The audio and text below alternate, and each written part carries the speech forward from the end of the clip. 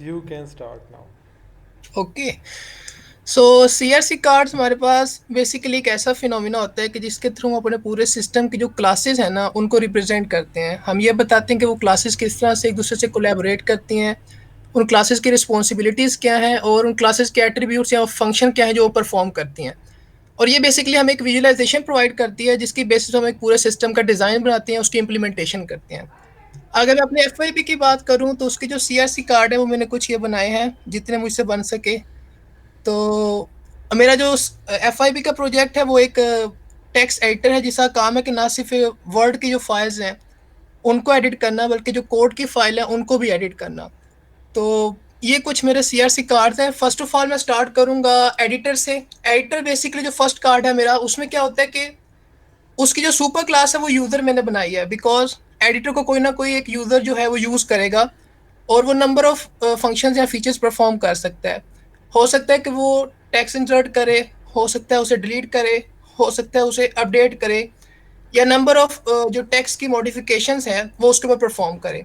ना सिर्फ ये बल्कि एडिटर उसे ये फैसिलिटी प्रोवाइड करेगा कि वो अपने जो डॉक्यूमेंट फाइल्स हैं ना सिर्फ उनको एडिट कर सके बल्कि जो कोड की फाइल्स हैं यानी उनकी कंपाइलेशन होना, उनको रन करना, उनको डीबग करना, वो भी सब कुछ ये एडिटर उसे प्रोवाइड करेगा।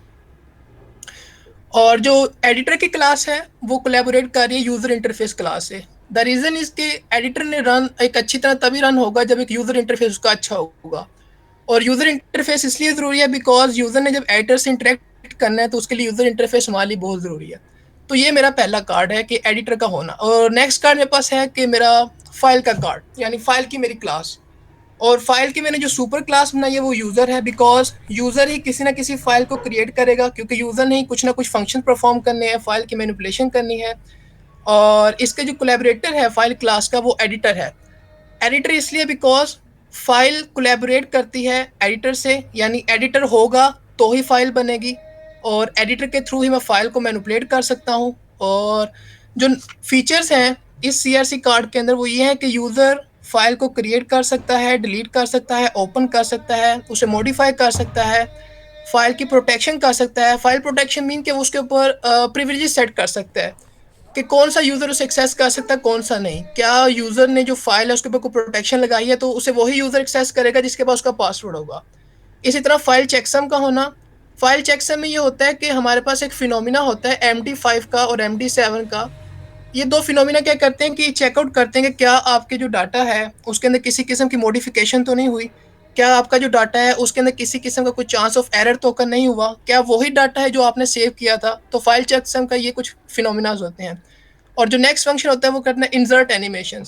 इंसर्ट एनिमेशन नाम मैंने इसलिए रखा है कि मैं मल्टीमीडिया भी रख सकता था लेकिन एनिमेशन इसलिए मैंने रखा कि बिकॉज मेरा जो एडिटर है वो यूज़र को अलाउ करेगा कि ना सिर्फ वो टेक्स्ट या कोड को इंसर्ट कर सके या उसे एडिट कर सके बल्कि हम टेबल्स को इंसर्ट कर सकते हैं, हम इसी के साथ साथ पेंट की इमेजेस को इंसर्ट कर सकते हैं, हम अपने ग्राफिक्स को इंसर्ट कर सकते हैं, हम जो गिफ या एनिमेटेड इमेजेस होती हैं उनको इंसर्ट भी कर सकते हैं। तो ये मेरा सेकंड सीआरसी कार्ड था। अब एक और सीआरसी कार्ड मैंने यानी जो क्लास मैंने बनाई वो है टेक्स्ट की और उसकी सुपर क्लास मैंने फाइल रखी। फाइल इसलिए रखी बिकॉज जब फाइल है जब वो कोलैबोरेट करेगी किसी एडिटर से तो फाइल इसलिए कोलैबोरेट करेगी कि यूज़र ने कोई ना कोई टेक्स्ट रखना है। उस टेक्स्ट की क्लास के अंदर क्या होगा कि यूज़र टेक्स्ट की इंसर्शन कर सकता है, उसकी अलाइनमेंट कर सकता है, left right centre justify and so on.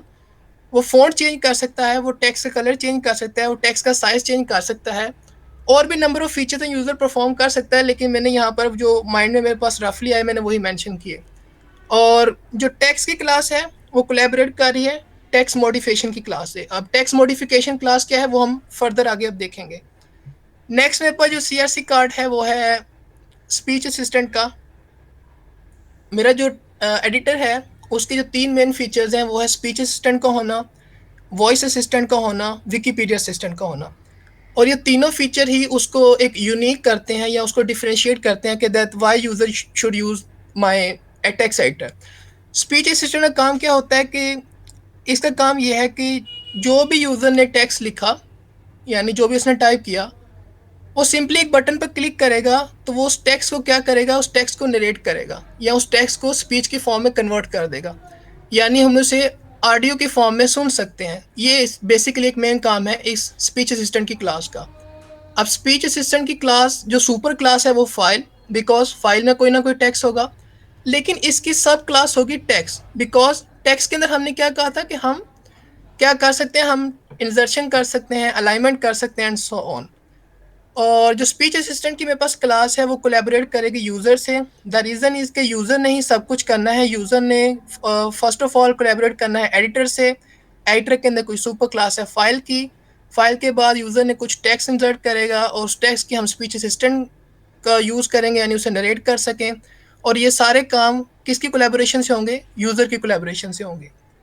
Next thing is के टेक्स्ट मॉडिफिकेशन का CRC card. Okay, so first of all हमने कहा कि एडिटर, एडिटर की फिर हमने कहा फाइल, फाइल के बाद हमने कहा कोई ना कोई टेक्स्ट होगा, टेक्स्ट के बाद हमने कहा कुछ ना कुछ स्पीच असिस्टेंट में यूज़ कर सकता हूँ। और अगर स्पीच असिस्टेंट को एक मिनट के लिए मैं साइड पे कर दूँ तो टेक्स्ट के बाद मेरे पास जो चीज़ आती है वो टेक्स्ट मॉडिफिकेशन आती है। टेक्स्ट मॉडिफिकेशन में क्या होगा कि यूज़र टेक्स्ट का फ़ॉन्ट चेंज कर सकता है, उसकी फैमिली चेंज कर सकता है, उसका साइज़ चेंज कर सकता है और उसकी एडजस्टमेंट कर सकता है, उसकी अलाइनमेंट कर सकता है एंड सो ऑन, उसकी स्पेसिंग कर सकता है, इंटेंडेशन कर सकता है। डिफरेंट फीचर्स इस मॉडिफिकेशन क्लास में हम कर सकते हैं। और टेक्स्ट मॉडिफिकेशन की क्लास कोलैबोरेट किससे कर रही है? टेक्स्ट की क्लास से। और टेक्स्ट की क्लास में क्या पड़ा हुआ है? वो सारा टेक्स्ट जो यूज़र ने इंसर्ट किया, अपडेट किया या उसे मॉडिफाई किया, सो ऑन। जो सेकंड असिस्टेंट है मेरे इस एफ का वो है विकीपीडिया असिस्टेंट।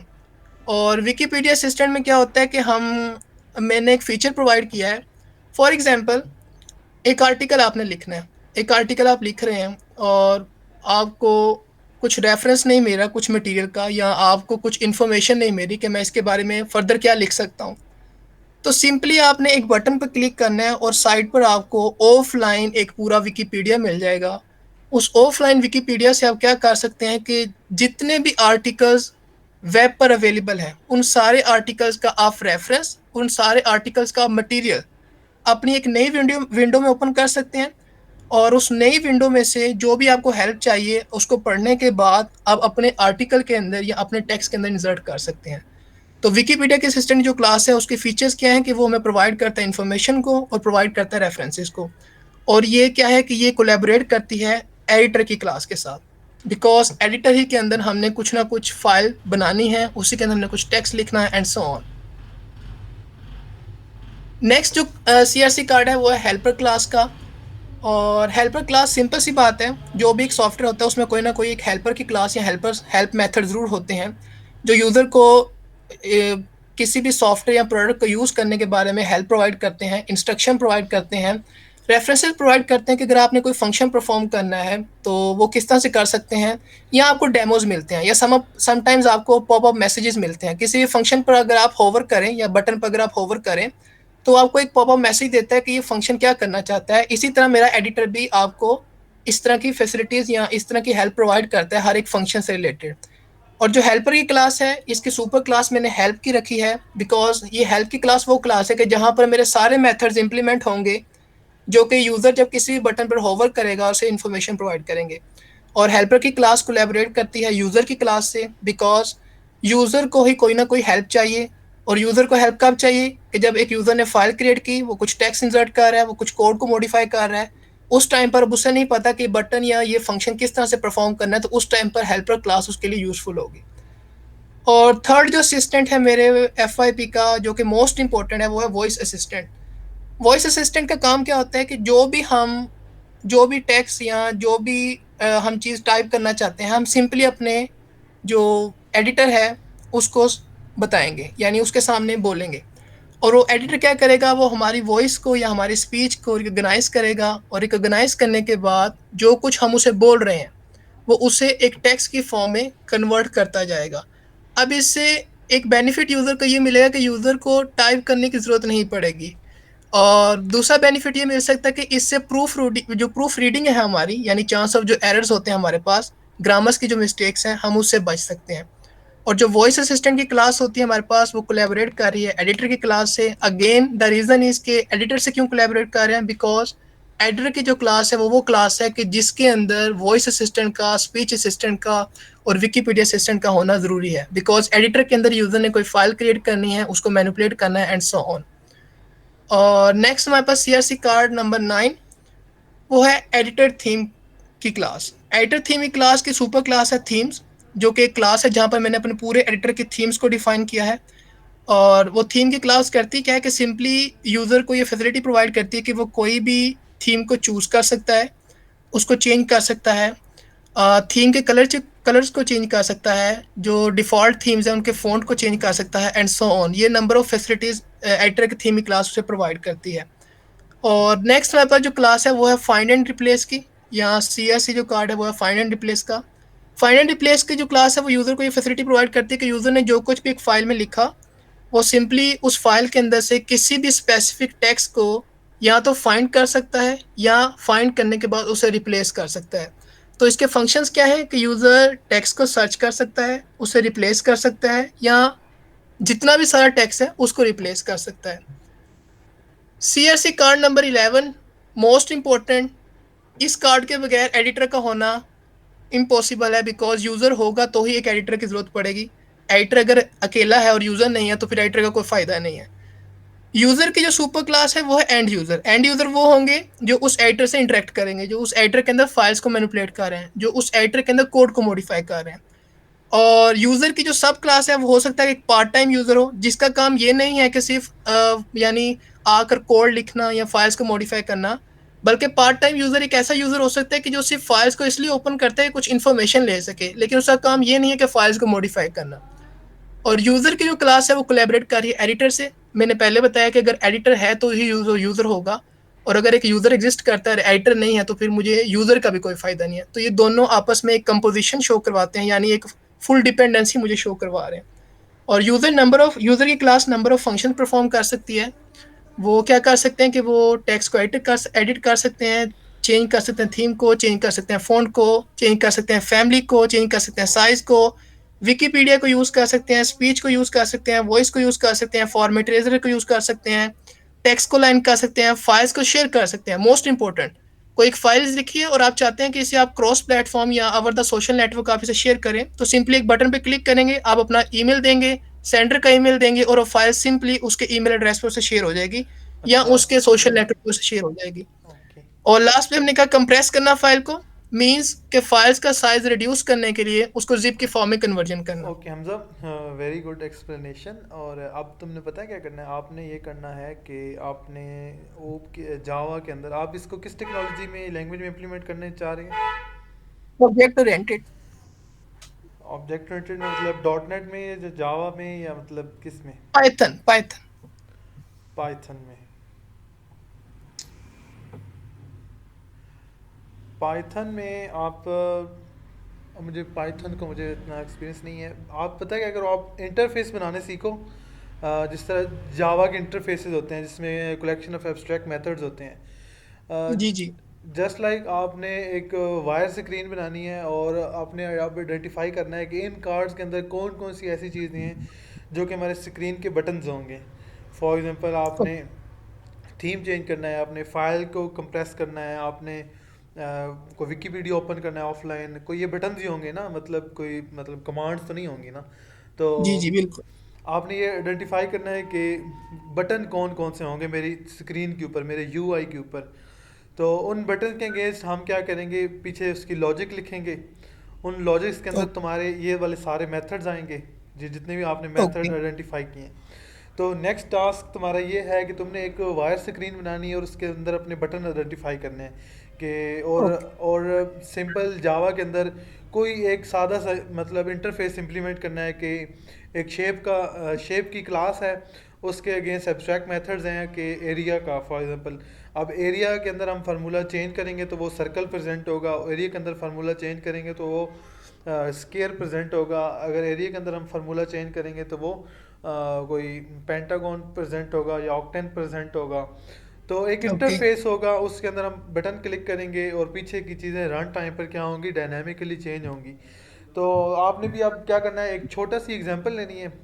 आप बेशक मतलब एक एक एग्जांपल ले लें, मतलब एटीएम की मशीन पर जिस तरह विदड्रॉ का बटन होता है, तो आपने एक विदड्रॉ ठीक। लेना है और मतलब एक सुपर क्लास होगी बैंक की, और जो भी चीज़ आपने अमाउंट करनी है विदड्रॉ में तो वो बैंक बैलेंस से क्या हो जाएगी, वो माइनस हो जाएगी।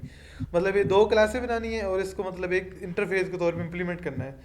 और साथ में आपने नेक्स्ट वीक में ये करना है कि आपने एक वायर स्क्रीन्स बनानी है और अपने बटन आइडेंटिफाई करने हैं, फिर हम उसके अगेंस्ट इन मेथड्स की लॉजिक लिखेंगे। ओके। ठीक है, गुड एक्सप्लेनेशन, एक्सीलेंट। और next. Should I stop sharing? Yes you can. Okay, thank you.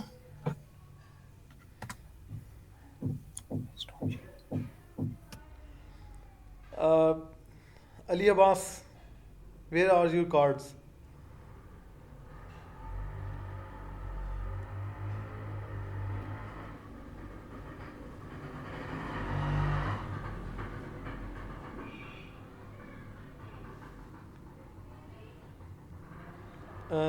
Zara, where are your cards?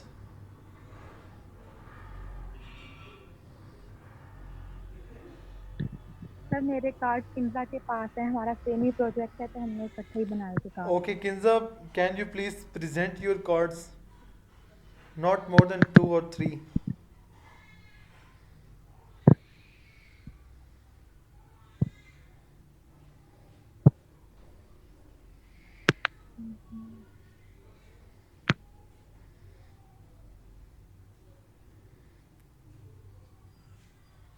ये आप तीनों गर्ल्स एक ही ग्रुप में हैं कि आयशा का ग्रुप चेंज है?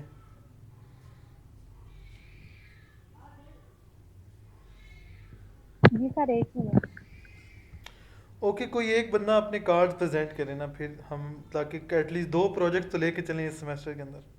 कोई और तो इंटरेस्टिंग है नहीं।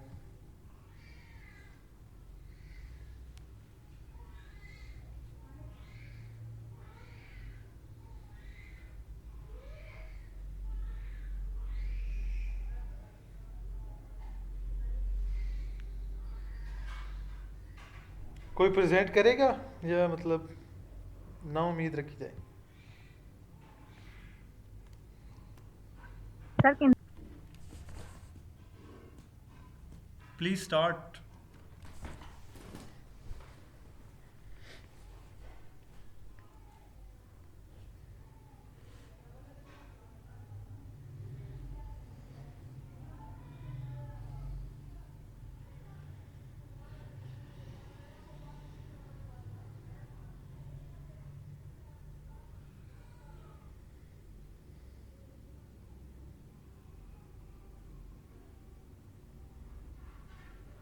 आई थिंक आपका माइक ही नहीं ऑन, या फिर आप अभी तक हाँ। बोले ही नहीं है। अब आवाज आ रही है? जी अब आ रही है। Okay sir. सर अभी हम लोग का ये जो प्रोजेक्ट है वो है रियल एस्टेट एंड बिल्डर्स का। ओके। उसके हम लोगों ने अभी कुछ क्लासेस बनाए हैं, क्योंकि अभी हम लोगों को सही तरह से अभी क्लियर नहीं है हम लोग का प्रोजेक्ट, लेकिन उसमें जो है हम लोगों ने अभी कुछ कार्ड्स बनाए हैं जो कि थोड़ा बहुत हम लोगों ने सोचा था कि किस किस तरह की हमारे पास क्लासेस हो सकती हैं। गुड। तो प्रोजेक्ट में ये बाय द था वे, कि हम लोग बच्चे आपने अभी तक चार चैप्टर नहीं बनाए? अभी आपने वो जो, मेरे हिसाब से तो आपने अभी तक सारी डायग्राम्स बना ली होनी चाहिए आपको। नहीं सर, अभी नहीं हम लोगों ने वो बनाया। इसमें हाँ। प्रोजेक्ट में ये है कि हम ओके लोगों ने सही एक है। ऐप बनानी है, जिसमें जो है ना हम लोग ऑनलाइन उसको बाय भी कर सकते हैं और कंस्ट्रक्शन भी करवा सकते हैं घर की या किसी भी कमर्शियल बिल्डिंग्स की, जो भी है हमारे पास, जो भी हम लोग ऑनलाइन उसको वो प्रोवाइड करेंगे प्लेटफॉर्म, जिसके थ्रू वो देख सकेगा कौन कौन से प्लॉट जो रेंट पे हैं कौन से वो खरीद सकता है, बना सकता है उसकी अपनी मर्जी के मुताबिक। उसमें हम लोगों ने जो सबसे पहले सीआरसी कार्ड बनाया था वो है कस्टमर का। कस्टमर के इसमें हम लोगों ने डिटेल्स बतानी है कि उसमें हम लोगों ने कस्टमर का जो भी वो, एक मिनट, ये ज़रा आयशा का भी कहना के साथ जो है ना आए मेरे, क्योंकि हम तीनों ने मिलके बनाया आप था। तीनों मिलके एक्सप्लेन कर दो। एक्सप्लेन करें, हाँ। तो एडमिन का ओके। कस्टमर क्लास के जो मेथड है वो एक चिंता इसमें। सर वो कार्ड पता नहीं किधर चला गया। मेथड होंगे और बाय होगा कि वो पेमेंट होगा और बाय होगा कि उसने कस्टमर ने हमें पेमेंट करनी है, प्लॉट वगैरह बाय करने हैं, ये उसके दो मेथड होंगे। उसमें कार्ड में हमारे पास कस्टमर की इंफॉर्मेशन भी सेव होगी, उसका नेम, ईमेल, सीएनआई की एड्रेस। ओके ठीक है। कस्टमर की जो कोलैबोरेशन है वो 3 तरह की क्लासेस के साथ होगी, हाउस बायर के साथ, रेंट के साथ और कंस्ट्रक्शन के साथ। हाउस बायर की क्लास वो होगी जिसके अंदर हमारे पास वो प्रॉपर्टी होगी या वो घर होंगे जो हमने सेल करने हैं, और रेंट क्लास में हमारे पास वो घर होंगे जो हमने सिर्फ रेंट पे देने हैं, हमने उनको सेल नहीं करना। और कंस्ट्रक्शन के साथ इसकी कोलैबोरेशन होगी कि अगर वो कोई प्लॉट बाय करता है तो अगर उसने उसके ऊपर कंस्ट्रक्शन करवानी है तो वो उसके लिए भी कॉन्टैक्ट कर सकता है। हमारे पास अपने बिल्डर्स होंगे ऐप में अवेलेबल। अच्छा, ठीक है। नेक्स्ट क्लास है हमारे पास यूजर की। इस क्लास के जो हमारे पास मेथड हैं वो रजिस्टर करने के हैं, लॉगिन करने के हैं। जो यूजर है पहले रजिस्टर करेगा खुद को एज अ कस्टमर और एज अ एडमिन। उसके बाद वो लॉगिन करेगा और कस्टमर के पास ये भी ऑप्शन होगा कि वो अपनी प्रॉपर्टी ऐड कर सके जो उसने सेल करनी है, एक ऐड देनी है जिसकी वो उस प्रॉपर्टी को एडिट भी कर सकता है और डिलीट भी कर सकता है। उसके लिए जो हमारे पास इंफॉर्मेशन होगी उसका रोड होगा कि वो बताएगा कि रजिस्टर करने पे कि वो एडमिन है या कस्टमर है। उसका पासवर्ड होगा उसमें save, mobile number, email, basic information, उसकी क्रेडेंशियल्स होंगे वो सेव होंगे। अब जो यूजर की क्लास है उसकी आगे जो सब क्लासेस हैं वो कस्टमर है। अभी एक हमने अभी एडमिन का कार्ड नहीं बनाया और उसकी कोलैबोरेशन होगी कस्टमर के साथ, प्रॉपर्टी के साथ और अकाउंट की क्लास के साथ। ओके। प्रॉपर्टी के साथ इसलिए उसकी कोलैबोरेशन होगी क्योंकि उसने जो प्रॉपर्टी अपनी ऐड करनी है इसलिए, और अकाउंट जो उनसे पेमेंट के लिए जिसके उनके अकाउंट होंगे इसलिए वो यूजर का इसमें कोलैबोरेशन यूजर की होगी। नेक्स्ट हमारे पास अकाउंट की क्लास है जिसके अंदर जिस कस्टमर ने बाय करना है, रेंट पे करना है, उसकी इंफॉर्मेशन होगी किंदा इसमें। ठीक है। ओके, तो हमारे ठीक है। पास होगा ठीक है, आप लोगों ने बस ये है कि बहुत जेनेरिक चीज़ें बनाई हैं। मेक वो श्योर के ऑब्जेक्ट ओरिएंटेड प्रोग्रामिंग हम इस कोर्स का मतलब एक की पहलू है, क्या मीन मेन जुज है, कह लें, अब क्या कहूँ। तो आपने बहुत जेनेरिक चीज़ें बनाई हैं, तो इसको थोड़ा करेंगे हम आगे। मतलब अब अकाउंट की डिफरेंट टाइप्स हो सकती हैं, सब क्लासेस हो सकती हैं, प्रॉपर्टी डिफरेंट टाइप्स हो सकती हैं, कमर्शियल, रेजिडेंशियल, प्लाजाज वगैरह, और कस्टमर की भी डिफरेंट टाइप्स हो सकती हैं, और मतलब ये जो सब क्लासेस बन सकती हैं। सो और फिर हाँ, इसके अंदर मेथड्स भी बहुत थोड़े से जेनेरिक हैं, क्योंकि या कह लो कि मिसिंग है, तो ये बड़ी कोहेसिव किस्म का डिज़ाइन बनेगा। सो इस कोर्स के अंदर हम यही सीखेंगे, तो इसको हम रिफ़ाइन करेंगे मज़ीद जाके। आप प्रेजेंटेशन स्टॉप कर दें। Okay, so how can we write the patterns. First हम पैटर्न का नाम लिखते हैं, whatever the pattern we have. मतलब जो भी नाम होगा, factory pattern, adapter pattern, template method, singleton pattern, जो भी पैटर्न का नाम होगा सबसे पहले हम उसका नाम ऊपर लिखते हैं, ताकि यूज़र को एक क्लियर कट पता हो कि what we are going to present और describe. So then intent of the pattern के व्हाट, मतलब उस पैटर्न की डेफिनेशंस कह लें। एक सिंगल स्टेटमेंट होगी वो जो मतलब डिफाइन करेंगी the whole context of the pattern. वो पैटर्न करता क्या है, उसका रैशनल क्या है, वो किस चीज़ को एड्रेस करता है, वो किस तरह की प्रॉब्लम को एड्रेस करता है। लाइक वो ऑब्जेक्ट्स के अबाउट प्रॉब्लम्स को एड्रेस करता है या क्लासेस के अगेंस्ट प्रॉब्लम को एड्रेस करता है। सो जो भी होगी कि एक छोटी सी डेफिनेशन जो होगी वो हम इंटेंट के अंदर लिखेंगे। देन हमारी सेकंड हेडिंग होगी आल्सो नोन एज, वो उसका एक पैटर्न, फॉर एग्जांपल कोई factory pattern also known as, उसका कोई और नाम होगा, कोई निक नेम कह लें या किसी साइंटिस्ट के ऊपर कह लें, या कोई ख़ास प्रॉब्लम की बेस पे उसको कोई और नाम भी हो सकता है, आल्सो नोन एज उसको कह सकते हैं। सो ये सारे मतलब आप वेल नोन नेम्स भी आपने याद करने हैं। तो अगर पेपर में जब भी आए ना कि right note on abstract factory method, तो आपने इसी तरह लिखना है। वो सबसे पहले एब्स्ट्रैक्ट फैक्ट्री के ऊपर नाम, उसका इंटेंट, फिर उसका आल्सो नोन एज, फिर उसकी मोटिवेशन क्या है, व्हाट किधर से उसकी मोटिवेशन आई, कि मतलब आप अपने कोई अपनी सिनेरियो भी बना सकते हैं कि इस तरह की प्रॉब्लम आ रही थी फ्रंट एंड के ऊपर। डिज़ाइन जो फ्रंट एंड का डिज़ाइन है, लाइक एटीएम मशीन का जो फ्रंट एंड है उसके अंदर 5-6 बटन होते हैं, उसके बिहाइंड द सीन पूरी लॉजिक लिखी होती है। तो ये वाला जो प्रॉब्लम है, सोल्यूशन दिया है कि जी फ्रंट एंड पे सिर्फ बटन होंगे और जो लॉजिक होगी, जो कैलकुलेशन होंगी, वो सारी बिहाइंड द सीन होंगी। तो इस तरह की मोटिवेशन आई भी, ये इसलिए ये पैटर्न यूज़ हुआ। फिर एप्लीकेबिलिटी कहाँ पर है, मतलब ये इस तरह के पैटर्न एप्लीकेबल्स कहाँ पे हैं, तो आप इसके अंदर कोई भी सिनेरियो को या कोई भी सिचुएशन को आप प्रेजेंट कर सकते हैं। देन उसका एक स्ट्रक्चर बनाना है आपने, वो डायग्रामेटिकली होगा, उसके अंदर आप कोई object oriented modelling technique use करेंगे, उसको किसी क्लास डायग्राम के तौर पर, या मतलब आप जो भी आपको सूटेबल होती है आपने, जिसमें ऑब्जेक्ट्स डील करते हैं, लाइक सीक्वेंस डायग्राम या आपकी स्टेट मशीन होगी, जहाँ पे ऑब्जेक्ट्स की वैल्यू चेंज होती हैं और सिनेरियोज चेंज होती हैं, सिचुएशन चेंज होती हैं, उस तरह की कोई डायग्राम से आप उसने उसका डिज़ाइन को प्रेजेंट करना है। देन आपने उसके पार्टिसिपेंट्स बताना है कि इसके अंदर कौन सी पार्टिसिपेंट क्लासेस होती हैं, तो जो भी क्लासेस और ऑब्जेक्ट्स उस पैटर्न के अंदर पार्टिसिपेट कर रहे होंगे उसको आपने मतलब थॉरली एक्सप्लेन करना है। देन उसकी कोलैबोरेशन, जो कि ये पैटर्न किस और के साथ कोलैबोरेट करता है, कौन सी रिस्पॉन्सिबिलिटीज़ परफॉर्म करने के लिए इसको दूसरी क्लासेस के साथ अपना कुछ रिलेशन बनाना पड़ेगा। हमने लास्ट क्लास में देखा था कि रिलेशन हमारे 3-4 तरह के होते हैं, एसोसिएशन, जनरलाइज, कंपोजिशन और एग्रीगेशन। वो आपने रिवाइज भी करने हैं, वो आपको बता दिया जाएगा क्योंकि आपका नेक्स्ट वीक क्विज भी है। देन कंसिक्वेंसेस, मतलब उसके फ़ायदे नुकसानात, उसके असरात, के ये हमारा ऑब्जेक्टिव अचीव हुआ है या इसने हमारा गोल किस तरह अचीव किया है, हमें कौन से ट्रेड ऑफ करने पड़े हैं इस पैटर्न को यूज़ करते वक्त, मतलब किन चीज़ों पर हमें कॉम्प्रोमाइज़ करना पड़ा है इस पैटर्न को यूज़ करते वक्त। फिर उसका हमें कोड लिखना होगा इम्प्लीमेंटेशन के, उसकी जो भी हम क्लास डायग्राम बनाएंगे उसके अगेंस्ट हमने उसका कोड लिखना है। So whatever we class represents will be represented in the implementation of that pattern. So implementation में मतलब आपने कोई लैंग्वेज स्पेसिफिक बातें बतानी है और देन उसका सैम्पल कोड। तो सैम्पल कोड में आपने पूरी लॉजिक नहीं लिखनी, सिर्फ आपने अपने मेथड्स का नेम, अपने वेरिएबल्स का नेम, अपने के जो आपने उसको जो भी आपने रिलेशन बनाया, आप मतलब आपने उसको पॉलीमॉर्फिज्म बनाया, रन टाइम पे कुछ चेंज हो रहा है या कुछ इनहेरिट हो रहा है या कुछ इंटरफेसेस बनाए हैं या कुछ एब्स्ट्रैक्ट क्लासेस बनाई हैं, तो वो सारा का सारा आपने एब्स्ट्रैक्ट कोड में बताना है। सो इसके नॉन यूजेस बताने हैं कि ये हमें रियल सिस्टम कहाँ कहाँ इंप्लीमेंट हो चुके हैं इस तरह के पैटर्न्स के साथ।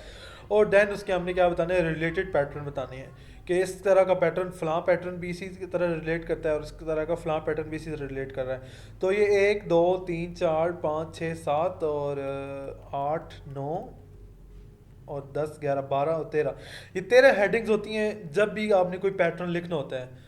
मतलब 23 पैटर्न है टोटल, 23 पैटर्न है, और कोई एक पैटर्न भी अगर आपसे पूछ लिया जाए तो आपने उसको इस तरह 13 हेडिंग्स के अंदर उसको लिखना है। ये लॉन्ग क्वेश्चन आते हैं, मतलब 3-4 सारे लॉन्ग क्वेश्चन इसी रीति आते हैं कि आपने स्केलेटन पैटर्न लिखें या फैक्ट्री मेथड लिखें या प्रॉक्सी पैटर्न लिखते हैं या विजिटर लिखें।